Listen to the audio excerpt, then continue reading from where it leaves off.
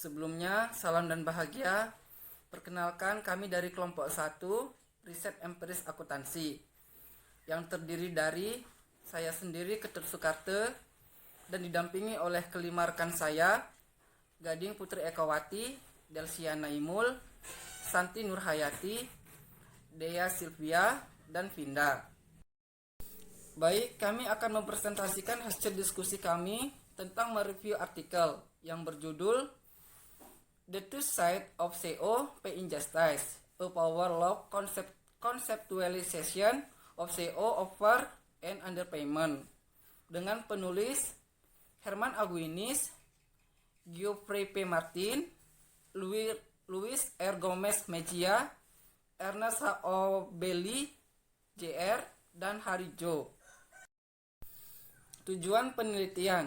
Tujuan dari penelitian ini adalah untuk menguji sejauh mana Chief Executive Officer atau CEO layak menerima gaji yang mereka terima, baik dalam hal lebih dan kurang bayar.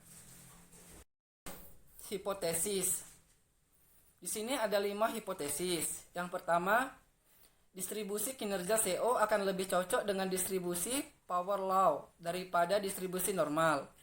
Yang kedua, distribusi gaji CEO akan sesuai dengan distribusi power law, lebih baik daripada distribusi normal. Yang ketiga, akan ada tumpang tindih substansial antara CEO yang diposisikan di atas distribusi kinerja power law dan CEO yang diposisikan di atas distribusi gaji atau power law. Yang keempat, hukum kekuatan akan sesuai dengan nilai opsi yang dijalankan dan distribusi bonus lebih baik dibandingkan dengan hukum kekuatan yang sesuai dengan distribusi gaji. Kemudian yang kelima, akan ada tumpang tindih yang lebih besar antara CEO yang diposisikan di atas distribusi kinerja atau power law dan CEO yang diposisikan di atas distribusi gaji atau disebut power law ketika gaji dinilai berdasarkan nilai opsi yang dijalankan dan bonus dibandingkan dengan gaji. Perkenalkan, nama saya Gading Putri Ekawati, NIM 2019 017 009 dari kelas A01. Saya akan menjelaskan tentang desain atau metodologi atau pendekatan penelitian. Dalam desain penelitian ini, penulis mengadopsi pendekatan hukum kekuatan baru. Mereka mempelajari 22 industri dan N sama dengan 4158 kombinasi CEO perusahaan untuk analisis berdasarkan Tobin's QNN sama dengan 5091 untuk analisis berdasarkan laba atas aset. Mengenai kompensasi, mereka mengukur distribusi CEO berdasarkan total kompensasi dan 3 komponen total gaji CEO, yaitu ada gaji, bonus, dan nilai opsi yang dijalankan. Selanjutnya saya akan menjelaskan tentang hipotesis 1 dan 2.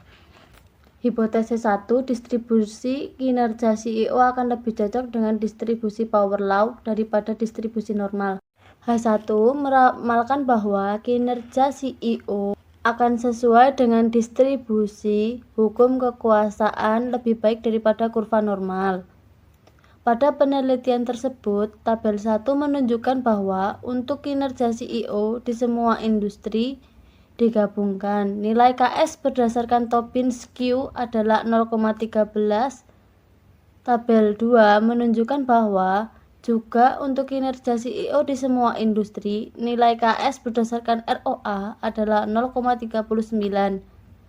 Dengan demikian, di hasil kedua tabel menunjukkan kecocokan yang lebih baik dengan hukum daya yang mendasarinya daripada kurva normal. Pada tingkat analisis industri, menghasilkan tabel 1 dan 2 menunjukkan bahwa 38 dari 44 distribusi kinerja CEO, yaitu 86%, memberikan kesesuaian yang lebih baik dengan hukum kekuasaan dibandingkan dengan distribusi normal. Dengan P, nilai lebih besar dari 0,05. Artinya, hasil penelitian tersebut menemukan dukungan untuk H1.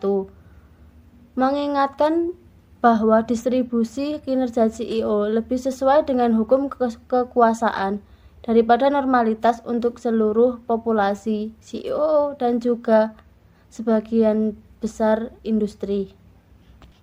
Hipotesis 2. Distribusi gaji CEO akan sesuai dengan distribusi power law lebih baik daripada distribusi normal. H2 meramalkan bahwa gaji CEO akan sesuai dengan kurva hukum kekuasaan.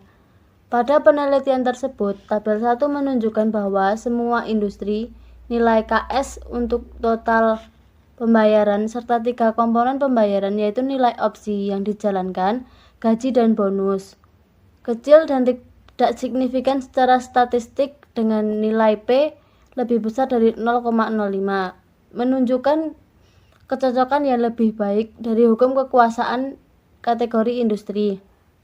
Tabel 1 dan 2 menunjukkan hasil untuk total gaji CEO dalam kategori industri. Pada tingkat analisis industri, hasil untuk nilai opsi yang dilaksanakan gaji dan bonus sangat mirip dengan total pembayaran. Oleh karena itu, tidak dilaporkan dalam tabel 1 dan 2. Tapi tersedia berdasarkan permintaan. Artinya, hasil penelitian tersebut menawarkan dukungan untuk hipotesis 2, mengingat sifat hukum kekuasaan keseluruhan dan distribusi sebagian kecil CEO biasanya menggunakan jumlah yang tidak proporsional dan nilai total. Yang berikut hipotesis 3. Akan ada tumpang tindih substansial antara CEO yang diposisikan di atas distribusi kinerja atau power law dan CEO yang diposisikan di atas distribusi gaji atau power law. Hipotesis 3 memperkirakan tumpang tindih substansial dari kinerja CEO puncak dan distribusi gaji berdasarkan hipotesis kontrak yang efisien. Tabel 3 untuk Tobin-Skui dan tabel 4 untuk Roa menunjukkan hasil yang berkaitan dengan tingkat tumpang tindih untuk 1, 5, 10, dan 20% CEO teratas. Hasil terkait tumpang tindih dalam tabel didasarkan pada peringkat CEO di seluruh industri berdasarkan kinerja dan gaji.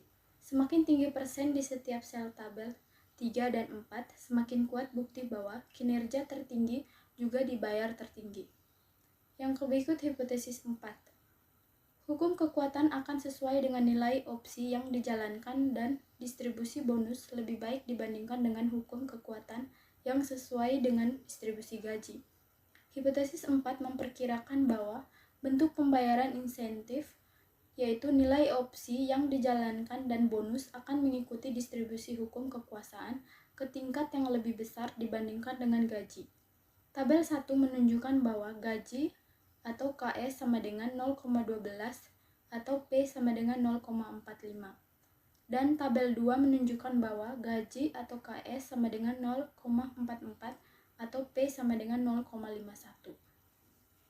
Hipotesis 5, akan ada tumpang tindih yang lebih besar antara CEO yang diposisikan di atas distribusi kinerja dan CEO yang diposisikan di atas distribusi gaji. Ketika gaji dinilai berdasarkan nilai opsi yang dijalankan dan bonus dibandingkan dengan gaji. Hipotesis 5 memperkirakan tumpang tindih yang lebih besar antara kinerja CEO puncak dan pembayaran untuk nilai opsi yang dilakukan dan bonus dibandingkan dengan gaji. Hasil menunjukkan beberapa tingkat tumpang tindih yang lebih besar antara distribusi gaji CEO dan kinerja CEO ketika membandingkan gaji dengan satu atau lebih bentuk pembayaran insentif, yaitu nilai opsi yang dilakukan dan bonus. Pembayaran insentif kinerja yang sebenarnya tumpang tindih sangat rendah.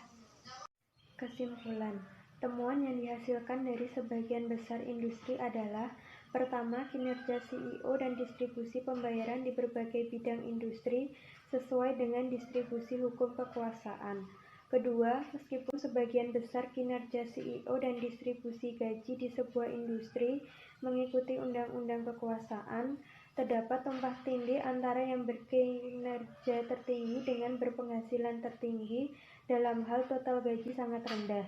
Ketiga, selain menemukan bahwa total pembayaran mengikuti distribusi power law lebih baik dibandingkan dengan kurva normal, masing-masing komponen gaji juga mengikuti distribusi power law. Keempat, terdapat tumpang tindih antara karyawan berkinerja terbaik berdasarkan ROA dan penerimaan teratas berdasarkan masing-masing dari 3 komponen gaji. Yang selanjutnya yaitu keunggulan. Keunggulan yang pertama, temuan dalam penelitian tersebut memberi pencerahan baru tentang kelayakan gaji CEO dengan menggunakan lensa konseptual dan metodologis baru yang menyoroti kelebihan pembayaran dan kekurangan pembayaran sistematis. Yang kedua, penelitian tersebut menyumbangkan wawasan baru untuk pertanyaan apakah CEO pantas mendapatkan gaji mereka berdasarkan keadilan distribusi dan teori agensi. Yang ketiga, hasil penelitian tersebut menunjukkan bahwa CEO yang berada di tingkat distribusi kinerja yang lebih rendah dan CEO yang berada di puncak distribusi gaji diberi remunerasi jauh lebih banyak daripada mereka yang berada di tingkat gaji yang lebih rendah. Untuk kekurangannya, yaitu temuan hasil penelitian tersebut terdapat tumpang tindih antara CEO yang berkinerja terbaik dan CEO yang berpenghasilan tertinggi. Selain itu, hasil penelitian memberikan bukti tentang kekurangan pembayaran CEO. Hasil tersebut menunjukkan pelanggaran keadilan distributif dan menawarkan sedikit dukungan untuk hipotesis kontrak efisien teori keagenan yang memiliki implikasi penting bagi teori keagenan, teori ekuitas, teori keadilan dan pembagian risiko agen, dan teori bantalan risiko agen, serta kompensasi eksekutif dan tata kelola praktik pada umumnya. Implikasi untuk teori dan penelitian masa depan. Yang pertama, perbedaan mendasar antara power law dan distribusi normal. Penelitian ini menunjukkan bahwa distribusi sesuai dengan distribusi power law lebih baik daripada distribusi normal, yang kemungkinan akan mengubah cara kita berteori tentang kinerja dan pembayaran CEO dalam penelitian mendatang. Yang kedua, realitas empiris baru yang ditemukan oleh hasil penelitian tersebut menunjukkan perlunya merevisi kerangka teoritis dan paradigma dominan yang digunakan untuk mengkonseptualisasikan gaji dan kinerja CEO dari perspektif normal ke power law. Yang ketiga, implikasi lain dari hasil penelitian tersebut adalah kurangnya dukungan secara keseluruhan untuk hipotesis kontrak yang efisien, yang secara langsung terkait dengan teori agensi dan keadilan. Yang keempat, hasil penelitian tersebut juga menyarankan jalan tambahan untuk penelitian masa depan. Yang kelima, hasil penelitian tersebut menunjukkan perlunya penelitian di masa depan untuk menjelaskan fenomena yang belum mendapat perhatian empiris yang cukup sampai saat ini, seperti kurang bayar CEO. Yang keenam, terkait dengan hasil dan implikasi penelitian tersebut mengenai kontrak yang efisien, penelitian ini menjelaskan sejauh mana industri penting ketika menarik kesimpulan tentang kelayakan gaji CEO. Sekian presentasi dari kami, apabila ada kurangnya kami mohon maaf. Wassalamualaikum warahmatullahi wabarakatuh. Terima kasih. Salam.